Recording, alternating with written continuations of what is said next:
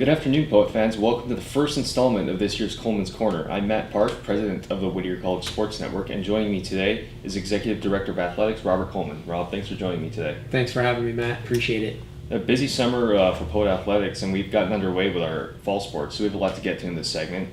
But let's first start off with the new hires within the department. Obviously, it's football season, so why don't we start with Coach Mike Neal. Yeah, again, Matt, great job by Mike, hiring him in around January of this year, and did a great job recruiting and the vibe, through the student athletes. It seemed over the fall season, for fall practice before the season got going, super strong. He's done a great job hiring a new staff, and though we got off to a really rough start here score-wise, I do think that the culture is good right now. It's strong, and coming off a really bad season last year, it's going to take Mike a little bit of time to get things going, but I think we are headed in the right direction there. We also have Robert Neely with track and field. Can you talk to us a little bit about that? Robert's coming to us from Pomona. He was the interim head coach last year for a solid program over Pomona. Really looking for him to do some great things. We have tremendous upside as far as growth on our roster with men's and women's track and field, and he's working super hard right now for that, and we've had talks right now of possibly getting a full-time assistant coach for that sport as well. And so we have our eye there, just because we have not met expectations in track and field, not even close, and we really want to take this to the next level. So I think Robert was a great hire for us. A young leader, up-and-coming leader here in the profession. I think he's going to do some great things. You guys actually announced that Sylvia Queener would be the new head coach of women's lacrosse. Can you talk to us a little bit about that?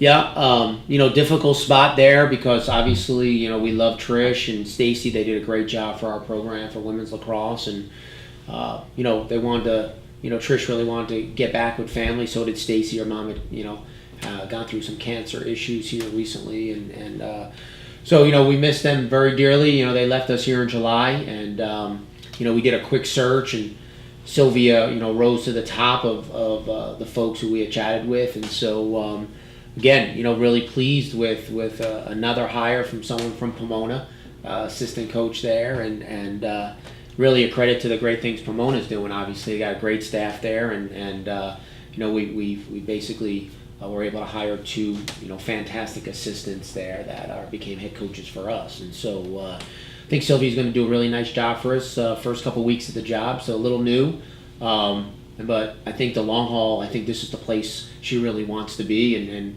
we were really ecstatic about someone who really wants to be with us, because that's what this is all about. We want to build a program, and I think she wants to do that here. Last question about the new coaches. Women's basketball has a new coach. You talk about upside with all these programs, but they seem to have a lot of upside, and now they have a new coach. Yeah, I mean, once again, we're thrilled with the hire of Roy. I think that was a tremendous search for us. We had some really strong candidates. Roy's familiarity with the conference, obviously his experience, and his success really rose to the top and made that decision for us. And once again, I think Roy really wanted to be here. I think he's enjoying his time here. He's done a super job recruiting over these few months he's been with us. That is a team that if all these recruits come together, I think we should quickly make some changes there from where we finished last year to where we could possibly finish this year. So all the additions, all four of them, great fits for us. We talk a lot about our culture and having the right culture, and they've been great fits so far into our program.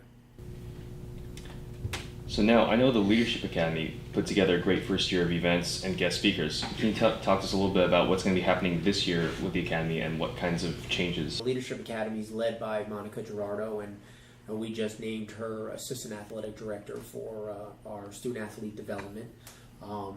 She's also our head coach for women's soccer. So Monica oversees the program, done a great job. Last year we had 60 new students in the program, and then this year we're going to have a little bit over 90 in the program. And so we do have special guests that are coming to it, but again, it really once again goes back to building our culture, that trickle down effect from the staff to the students.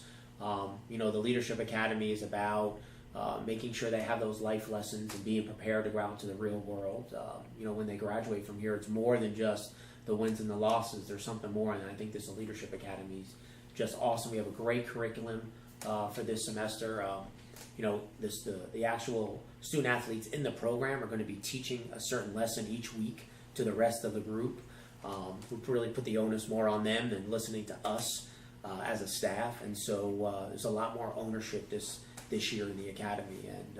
And then at the end, we have a huge retreat this year. We went to Big Bear. Next year, I'm not quite sure where we're going at this point, but it was an awesome retreat that we had with the group, and looking forward to another awesome year. Now, regarding academics, I know the athletics department as a whole has a cumulative GPA of 3.0. Mm-hmm. You guys pride yourself on academics as well as performances on the field. So, what do you credit all that success to in the classroom? Look, I think I credit, first off, I think our coaches do a really nice job recruiting solid academic kids to come here. We know that academic excellence is the number one thing. If you look at what we're working on is a strategic plan right now, and at the top of that is academic excellence. And I think the relationship we've been able to form with the Center for Advising and Academic Success has been huge. Cass, Andrea Villegas has done an awesome job with our student athletes. Her whole staff has. Once again, I think we really push that with our coaches. Is look, if you come here and don't do well and you fail out, it doesn't help us. We're spinning our wheels with recruiting if we do it that way. So it behooves every coach to go out there and get solid academic students to come to school here. And again, we're super proud. 3 years in a row, 3.0 average in our overall team GPA. I think we had 13 of our 22 teams last semester had a 3.0 or higher. We're thrilled with the effort that's being given to the academic side here, and we're going to continue to raise that threshold to hopefully 14 teams, and we obviously want to keep going with the 3.0 GPA across the board for our program. Now, obviously, this is the first edition of Coleman's Corner for the year, so we have fall sports on the table. Now that we have 7 teams that already kicked off their seasons, so you can talk to us about which teams in particular have stuck out to you the most thus far. Well, they all have their place, right? I look at water polo, obviously, as the success that they have had over the last few years here. They're going to be right up there once again. There's no question. I would be shocked if they're not one of the top 4 teams in our conference. Vying for a championship. They had just an awesome win the other day against LMU, ranked number 19th in the country in Division I, and without a few starters actually.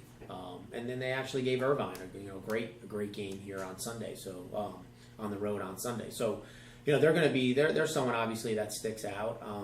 I think Monica Gerardo's got our women's soccer team playing at a really high level right now. Had a great trip this past weekend. Losing in overtime to the 20th ranked team in the country and tying Pac Lou, and I think the schedule looks pretty good for us here early on. So I look for some really good things. Last year the women finished in 5th place, and the goal is to make that tournament, and I think they're on their way to hopefully accomplishing that goal. I look at men's cross country. Our top 4 runners, very, very solid. We're looking for that 5th body to really, the rest of the group of the roster is who's going to be that 5th runner for us, who's really going to step up, because we could be a top 3, top 4 team for sure. Because our top 4 runners, just based off their first race, did an awesome job. I think 4 guys finished in the top 35 runners in the race. So really encouraged by that. And then obviously volleyball. We got off to a rough start here, just playing tough competition. We've had a couple injuries. They're a playoff team last year, and we expect them to be back in the playoff again. Even though our record doesn't indicate right now, I think we're 2-6 or what. I'm not quite sure exactly what our record is, but hopefully that tough competition we just played has really set us up for a great conference run here. I don't think we're going to play, anyone that much harder in our conference than what we've done already. You can take, I think Kalu's ranked number 1, but we just came off playing the number 11th ranked team in the country, and they're the same type of thing. And we came close to winning a couple sets, quite honestly. So again, I think those are the sports that really stand out. When you get back to women's cross country, men's soccer, women's cross country maybe not as have I guess the seniors and the junior laden team that really men's cross country is right now, but I think we're going to be okay there. I think the men are probably a touch higher than the women in that right now in that regard as far as standings. When I look at men's soccer, very, very young team. We lost 2 extremely close games. I mean, I would tell you Saturday we shouldn't have lost that game, but we did. And sometimes closing out with a young group is difficult to do. But got some talent on that team. There's no question. And we're up against get up against the wall a little bit because starting out 0-2 in the conference is not what you want to do, especially when you got you had 2 conference games at home.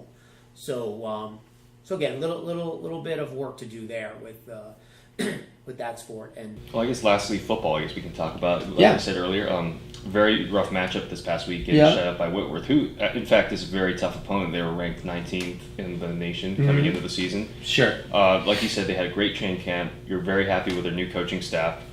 You talked about what you've seen from them in the offseason. So how do you think that they bounce back this week against Austin College? Well, I think they're going to bounce back. Matter of fact, I think they're going to win. And I think we're going to go to Dallas and we're going to get a victory, quite honestly. We are 0-0 this week. And, I know what our record is. We were overmatched this weekend. It is what it is.